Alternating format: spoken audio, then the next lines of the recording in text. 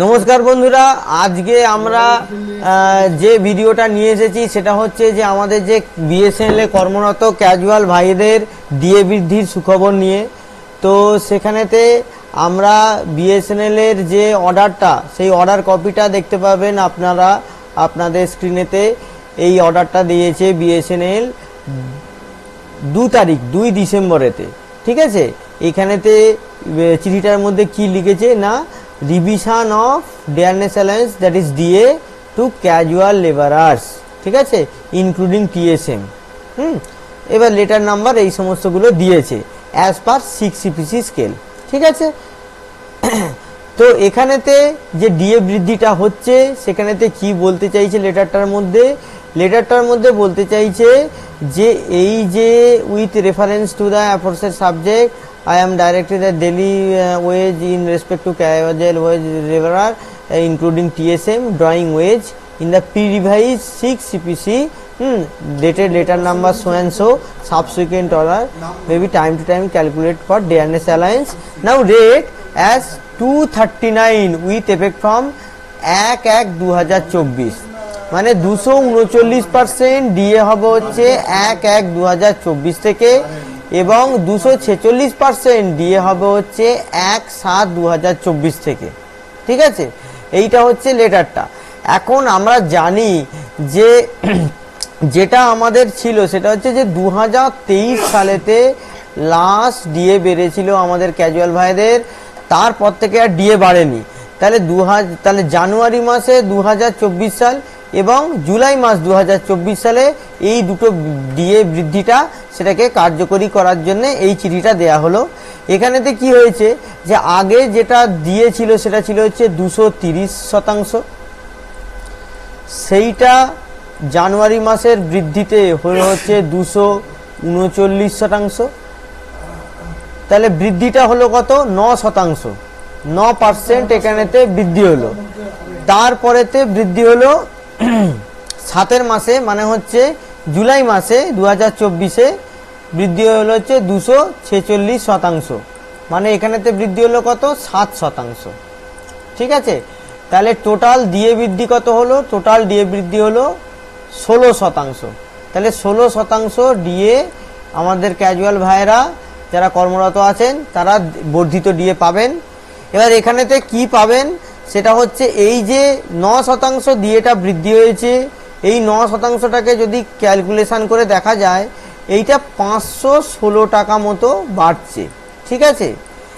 আর এই যে 7% এবার পরের থেকে যখন বাড়বে এইটা হচ্ছে আপনাদের 1/1/2024 থেকে এইটা বাড়লো।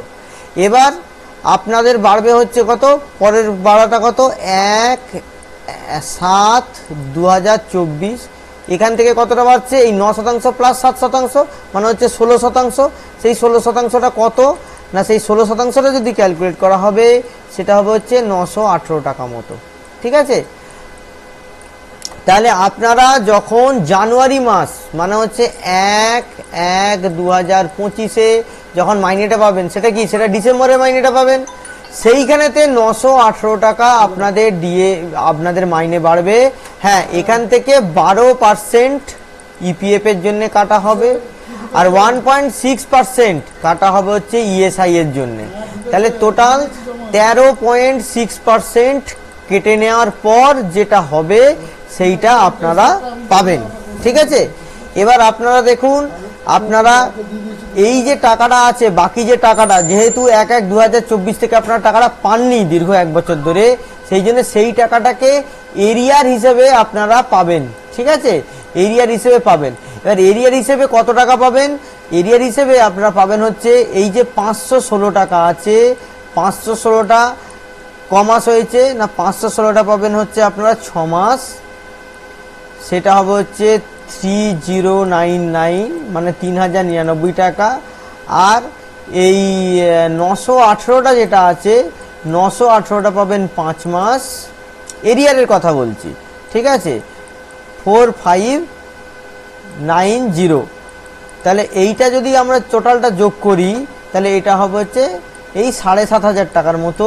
এবার এর থেকে এই 13.6% বিয়োগ হবে, 13.6% বাদ যাবে ইপিএফ আর ইএসআই এর কন্ট্রিবিউশন হিসেবে, দিয়ে মোটামুটি আপনারা 6,500 টাকার মতো এরিয়ার পাবেন।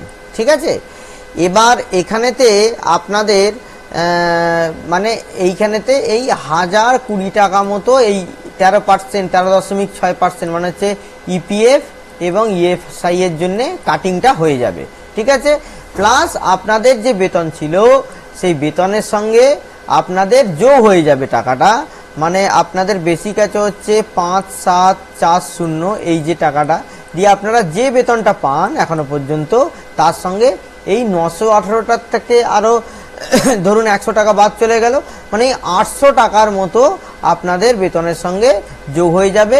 প্লাস তার সাথে সাথে এই যে এরিয়ারের টাকাটা আছে সেই এরিয়ারের টাকাটা আপনারা জানুয়ারি মাসে পেয়ে যাবেন, ডিসেম্বরের বেতনের সঙ্গেই পেয়ে যাবেন। যদি ডিপার্টমেন্ট প্রসেস করতে দেরি করে তাহলে জানুয়ারি মাসে বেতনের সঙ্গে এই এরিয়ারের টাকাটা পেয়ে যাবেন। এই ধরনের ভিডিও পাওয়ার জন্য আমার চ্যানেলকে সাবস্ক্রাইব করুন। নমস্কার।